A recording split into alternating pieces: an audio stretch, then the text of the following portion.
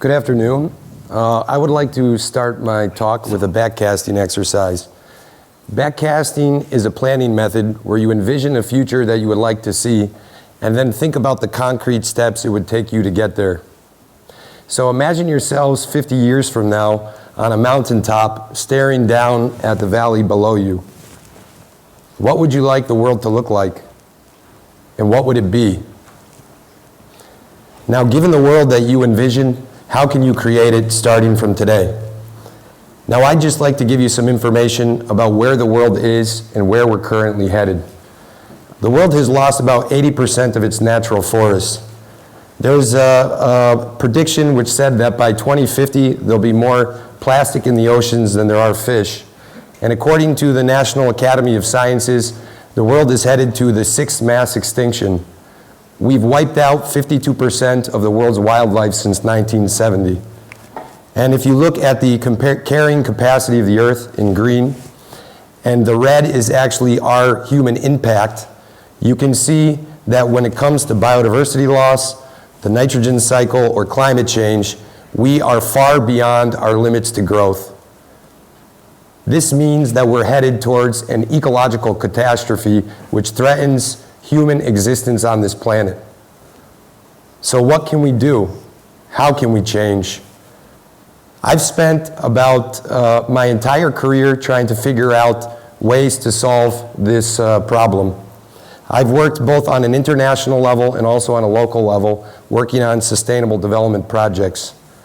And what I found with all the projects I was working on is that the degree to success or failure in any one of them was dependent on the degree to which education played a role. Over time, I realized that education is the key to change. If you look at the ecological challenges we face, like climate change or transition towards a green economy, most people know that we face environmental problems, but they don't do anything about it. We live in one of the most educated civilizations in the history of humankind, but we're destroying the planet. There's a gap between what we know and what we do about it. And this is where education for sustainable development plays a fundamental role. Education for sustainable development seeks to transfer sustainability-related values, skills, and knowledge to people. The main goal is to provoke skills and to change behavior that can help ensure a healthy environment for human beings, both now and in the future. And I've come up with 4 very straightforward principles on how to bridge this education gap. The first one is that sustainable development must be integrated into formal education. If you look about where children learn their values and skills, they learn it primarily in 3 places.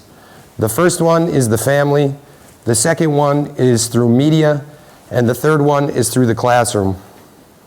We live in a day and age where both parents now are having to work and work more often in order to make ends meet for their family.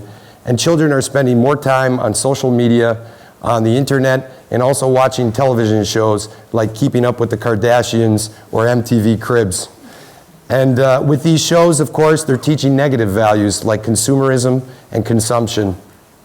So where do children learn how to become positive citizens on this planet?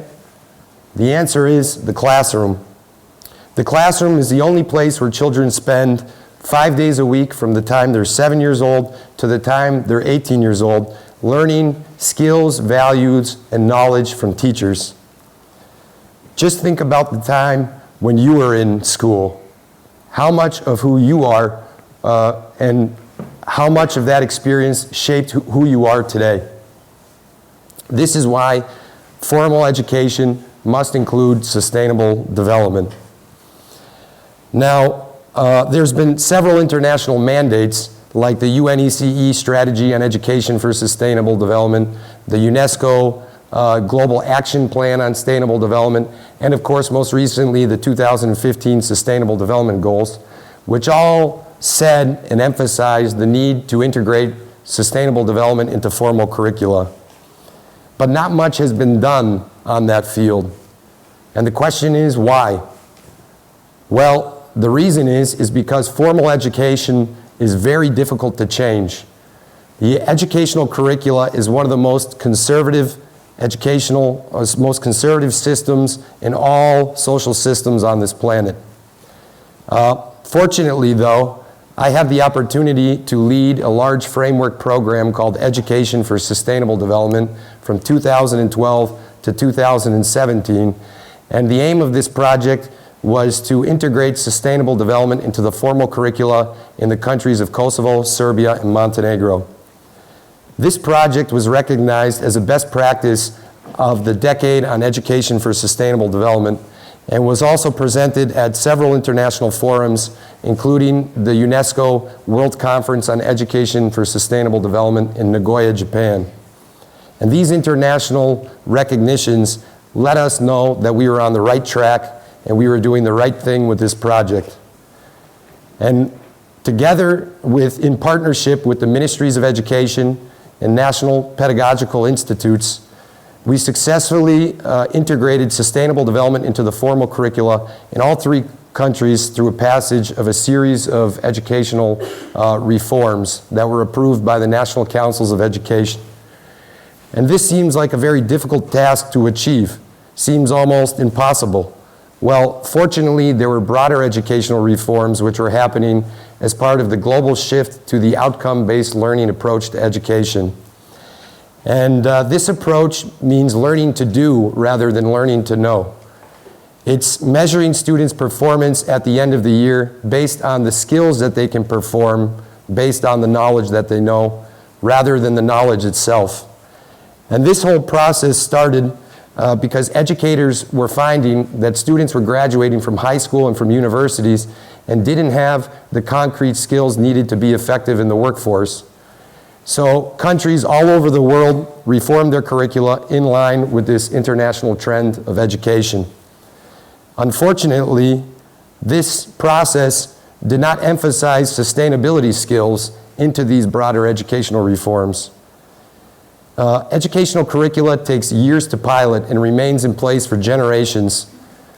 And when you think about transitioning towards a green economy or developing the renewable energy resources we need to reduce our impacts on climate change, it's critical that children learn skills related to solving these issues now.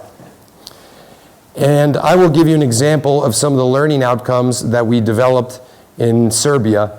And the whole idea of these learning outcomes that we developed, which was actually several hundred in many different subjects in all three countries, was to try to solve these problems and try for students to learn these skills in order to be more effective citizens of the future and to make the green economy we need of the future. And so, for example, in the subject of biology, students must know the factors affecting pollution of land, water, and air to understand and predict the consequences of the use. And in physics, students must know the ways of energy saving in the household, including cooking, insulation, and energy-saving light bulbs. Not only did we integrate these sustainability skills into standard subjects like math and science, but also subjects that don't traditionally emphasize them, like civics, physical fitness, and engineering. And this is the cross-curricular approach to education for sustainable development. So if you think about the topic of climate change, it can be taught in any subject you could possibly think of. So in economics, for instance, students can learn about the economic impacts of climate change. In engineering, students can learn how to develop the renewable energy resources needed for the transition towards a green economy. In political science, students can learn about the international laws connected to climate change and how it will impact their country or their community.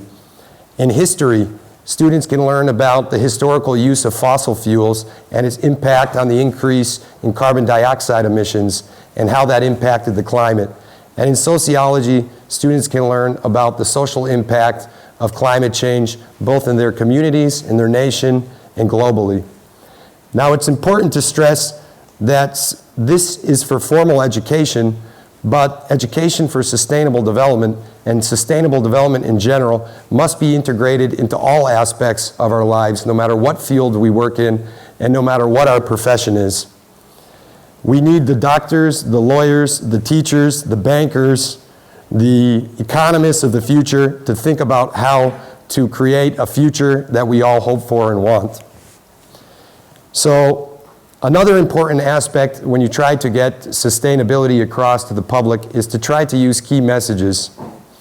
So I've spoke about sustainability to politicians, to local community members, and to students, and also developed a whole array of different educational tools for children and for high school students.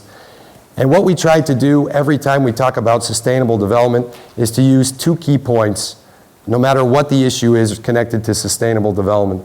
So if you think about the topic of water, for instance, what are the 2 main take-home messages you would want people to know in relation to water and sustainability? One is that we need to conserve water because we have a limited amount of it.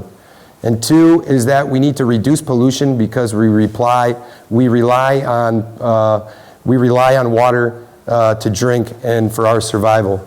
So these key messages can be operationalized through concrete skills and activities, both for students and for the general public.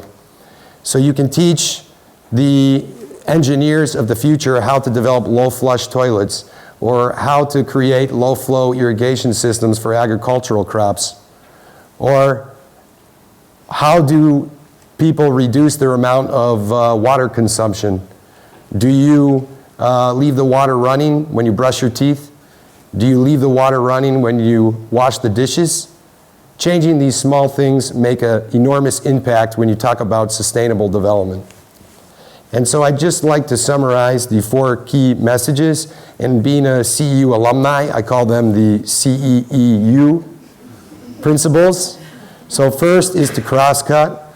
Second is that education for sustainable development is for formal curricula. You need to educate for outcomes, and you need to use key messages. And I feel slightly guilty, but not really, stealing this slide from Al Gore's An Inconvenient Truth sequel movie, because I think it really takes home the message that I want to get across today. And this was a picture taken in 1972 by the Apollo 17 space mission, and it was the first picture taken from outer space to the planet Earth. And actually, this picture led to the environmental movement in the 1970s and the first Earth Day. And the reason why is that people, for the first time, were able to realize the fragility of the Earth and the fact that we don't have infinite resources and that we live in a finite planet with finite resources and that there's limits to our growth. So I'd like to end by saying that I started this program